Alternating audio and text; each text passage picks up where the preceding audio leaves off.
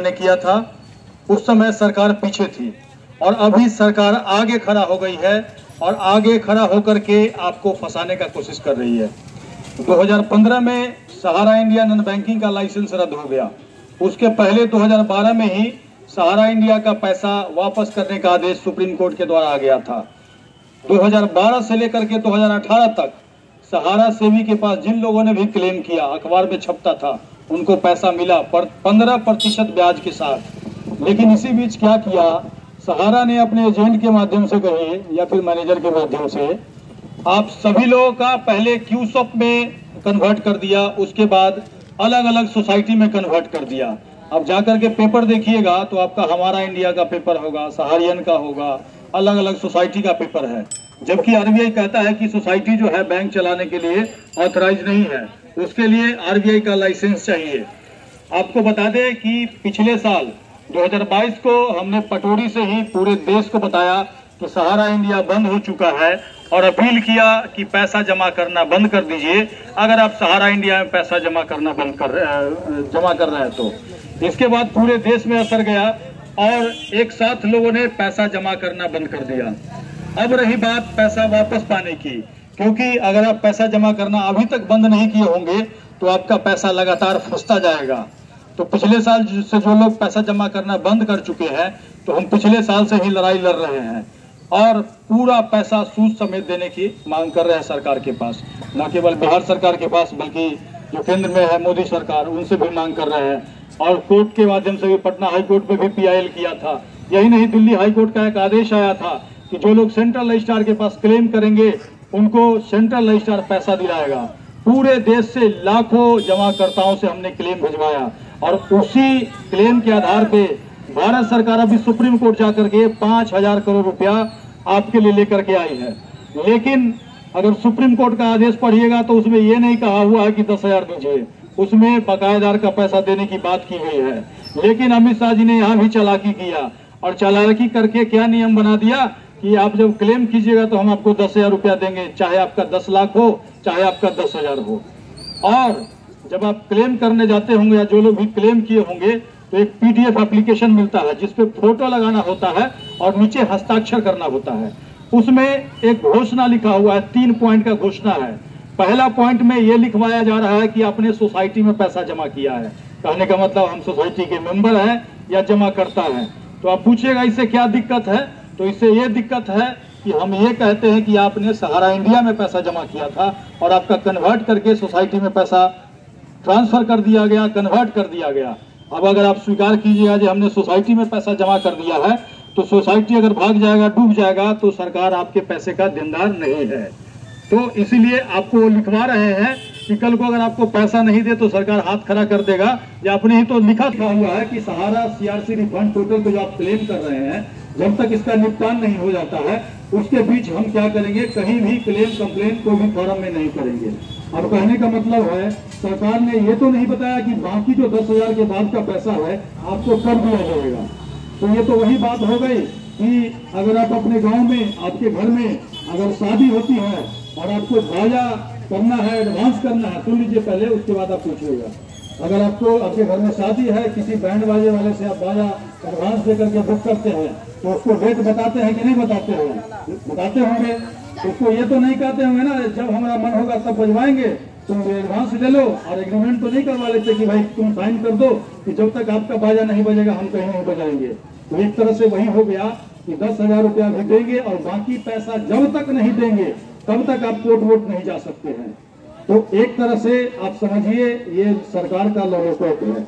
Lollipop हम क्यों कह रहे हैं, इसीलिए कह रहे हैं कि बच्चा अगर खिलौना के लिए रोता है तो आप क्या करते हैं, उसको एक लॉलीपॉप दे देते हैं। अगर वो लॉलीपॉप में उलझ गया तो आपका पैसा कहीं न कहीं फंस जाएगा। तो हम आपको यही कहना चाहते हैं कि अभी आप क्लेम नहीं कीजिए। तो आप पूछिएगा तो पैसा कैसे मिलेगा। तो हम सरकार से हमने मांग किया, हम लगातार मांग कर रहे हैं कि जो आपने नियम अगर सुप्रीम कोर्ट के आदेश के बाद बनाया है उसका नोटिफिकेशन दिखाइए। वो नोटिफिकेशन दिखाएंगे तो उसमें स्पष्ट हो जाएगा कि उन्होंने क्या नियम बनाया है। क्या वो पैसा देने का कोई स्वरूप में लिखा हुआ है कि वही लिखा हुआ है? क्योंकि जो लोग भी क्लेम किए होंगे तो उनको एक मैसेज आया होगा। मैसेज में ये लिखा हुआ है कि 15 दिन में आपका जांच करेगा कौन, सहारा वाला। और अगले 30 दिन के अंदर जाते हैं, 30 दिन में जांच करेगा सहारा वाला, और अगले 15 दिन के अंदर आपको हम जानकारी देंगे क्या आपको पैसा मिलेगा कि नहीं। मतलब वो भी 10,000 रुपया आपको मिलेगा कि नहीं मिलेगा। और इससे आपको स्पष्ट हो गया होगा कि 10,000 रुपया मुंह से बोला हुआ है। कल को इलेक्शन जीत जाएंगे, कहेंगे कि आपको 10,000 दे दिए हैं, अगर मान लिया दे नहीं देते हो तो, और बाद में कहेंगे कि भाई आप इलेक्शन आ गए, आप चुनाव में हमें वोट दीजिए, और फिर हम सुप्रीम कोर्ट जाकर के बाकी का पैसा लेंगे। और अगर सुप्रीम कोर्ट ने पैसा जारी करने का आदेश नहीं दिया तो आपका पैसा फिर से फंस जाएगा। कहेंगे अभी तो मामला सुप्रीम कोर्ट में, हम क्या करें। और उसके बीच में आप न कहीं प्रदर्शन कर पाएंगे, न कहीं मांग कर पाएंगे, न ही कोर्ट में जा पाएंगे, और एक तरह से आपका पैसा फंस जाएगा। तो एक तरह से कहीं ना कहीं आपको फंसाने के लिए है। और अगर मेरी बात पे किसी को यकीन नहीं हो तो यूट्यूब में सर्च कीजिए, अमित शाह जी ने सहारा इंडिया के बारे में क्या उद्घाटन के समय बोला, इतना बोलिए, यूट्यूब अपने आप उनका वीडियो दिखा देगा। हमने जब लाखों कंप्लेन भिजवाया तो उन्होंने क्या किया, सबको बैठाया। वो खुद कह रहे हैं कि हमने ईडी को बैठाया, SFIO को बैठाया, उसके बाद इनकम टैक्स को बैठाया, सबको बैठाया, सहारा को बैठाया, आपको नहीं बुलाया। क्यों? आपके तरफ से हम बैठ गए। अब जनता को, आप जनता ने उनको वोट देके चुना है तो आपके प्रतिनिधि हैं, तो आपके तरफ से वो बैठ गए और हमने बीच का रास्ता निकाला। ये तो वही बात हो गया, जब लोगों का झगड़ा हुआ, तीसरा आदमी समझौता कराया, और समझौता इस तरह का करा दिया, उस समझौता का शर्त आपको बताया ही नहीं जा रहा है। तो हमारा सरकार से सबसे पहला मांग है कि सुप्रीम कोर्ट के आदेश को लागू कराने के लिए जो नोटिफिकेशन आपने बनाया है, जारी नहीं किया है, बनाया है, बना करके छुपा करके रखे हुए हैं। क्यों? क्योंकि अगर इस तरह का 10,000 का नियम बनाए होंगे तो हम उसको सुप्रीम कोर्ट में ले जाएंगे। वो प्रशांत भूषण जी से हमारी मीटिंग हुई है तो उन्होंने बोला है कि नोटिफिकेशन जब तक नहीं निकालेगा तब तक हम उसको कैसे कोर्ट में चुनौती दे सकते हैं। तो नोटिफिकेशन जारी होना चाहिए सरकार के द्वारा। नोटिफिकेशन से आपको ये पता चलेगा कि अभी 10,000 दे रहे हैं, ऐसा तो नहीं उसमें ये लिखा हुआ है कि हमारे पास पैसा होगा तब देंगे। क्योंकि अमित शाह जी ने खुद ही पार्लियामेंट के अंदर जवाब दिया है कि 45 दिन में उपलब्धता के आधार पर हम आपको देंगे पैसा। उपलब्धता मतलब उनके पास होगा तो देंगे, और नहीं होगा तो नहीं देंगे। तो कहने का मतलब न राधा को नॉन तेल होगा और न राधा नाचेगी। आपको बता दे, अगर सरकार का अगर नियत होता आपको पैसा देने का तो सबसे पहले आपको क्या कहता, भैया 10,000 जिनका है वो पहले क्लेम कीजिए, इतना तारीख तक आपका क्लेम का लास्ट डेट है। और उसके बाद कहता कि 20,000 वाला आप क्लेम कीजिए, फिर 50 वाला कीजिए, फिर 1 लाख वाला कीजिए। ऐसे करके आपको करते तो आपको भी लगता कि धीरे धीरे हमें भी पैसा देंगे। लेकिन वो क्या कर रहे हैं, 10 लाख वाला भी क्लेम कीजिए, 20 लाख वाला भी क्लेम कीजिए, और 10,000 वाला भी क्लेम कीजिए, लेकिन पैसा कितना देंगे, 10,000 रुपया देंगे। और बाकी पैसा कब देंगे, तो जब हमारा 5,000 करोड़ जो आया है वो दिसंबर तक खत्म हो जाएगा, तो हम फिर कहाँ जाएंगे, सुप्रीम कोर्ट में जाएंगे। और दिसंबर के बाद क्या आएगा, चुनाव लग जाएगा, क्या आचार संहिता। अब कहेंगे हम क्या करें भैया, आचार संहिता लग गया। अब कहेंगे हमको वोट दीजिए, वोट दे करके जिताइए, तो फिर हम सुप्रीम कोर्ट से लड़ करके पैसा आपको ला करके देंगे। तो कहीं ना कहीं सरकार आप लोग को उलझाने की कोशिश कर रही है। और अगर जो मैंने कहा है, यहाँ पे लिखा है लॉलीपॉप, आपको लॉलीपॉप 10,000 रुपए का दिया जा रहा है।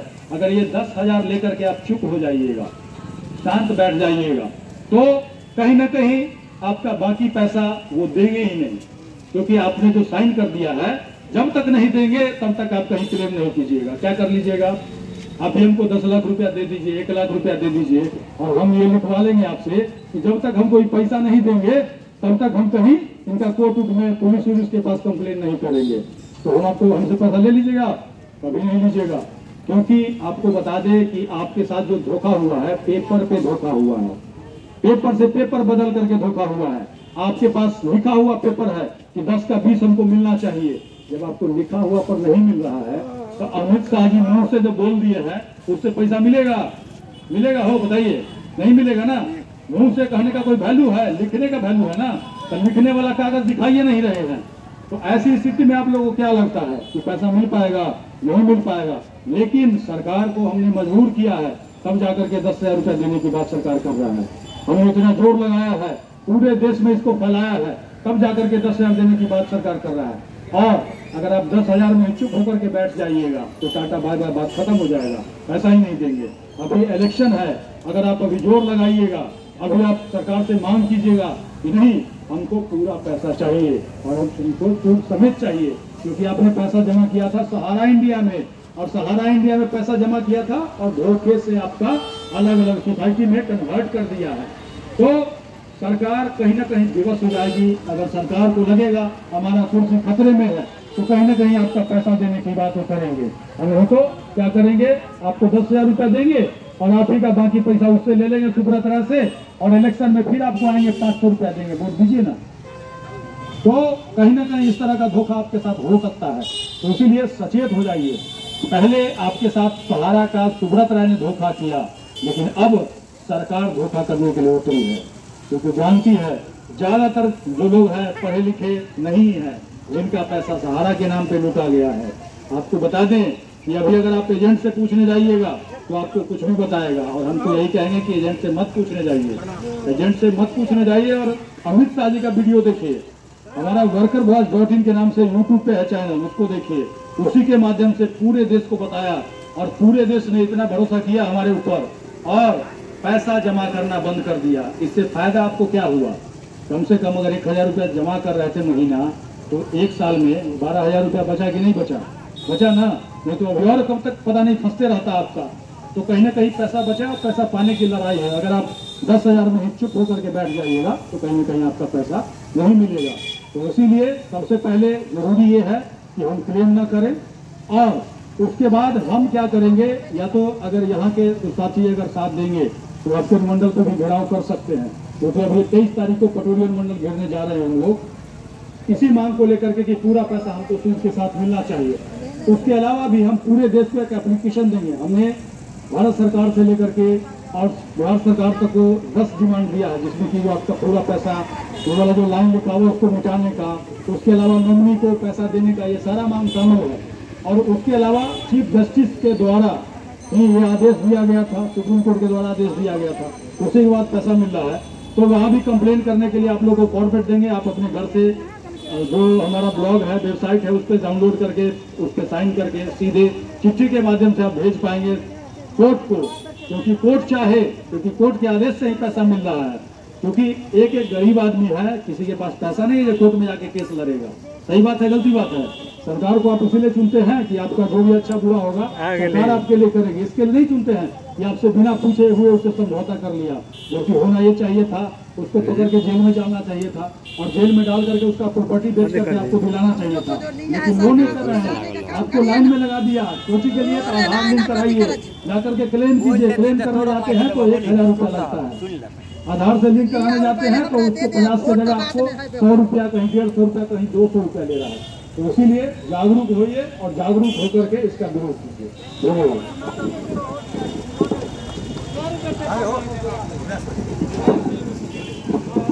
बहुत बहुत धन्यवाद सुरजीत भैया का। और अभी अब कोई आदमी के मन में कोई सवाल हो सहारा को लेकर के तो पूछिए, एक एक चीज को बारीकी से बताएंगे एज ए एक्सपर्ट। इतना